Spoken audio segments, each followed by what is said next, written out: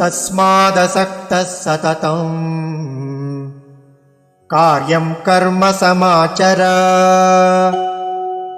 असक्तो ह्याचरन् कर्म परमाप्नोति पूरुषः।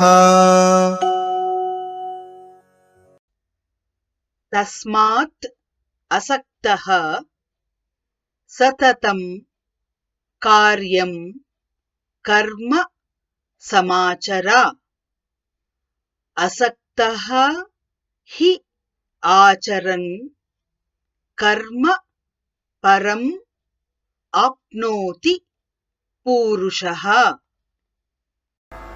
तस्मादसक्तः सततं कार्यं कर्म समाचर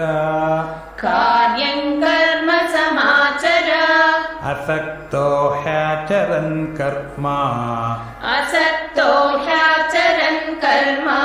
परमाप्नोति पूरुषः। तस्मादसक्तः सततं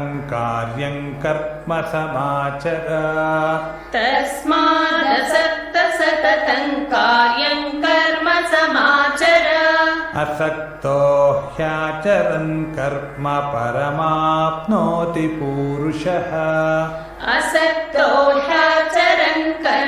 परमाप्नोति पूरुषः।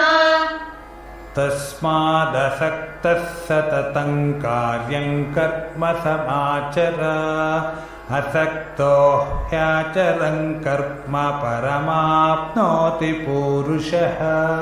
तस्मादसक्तः सततं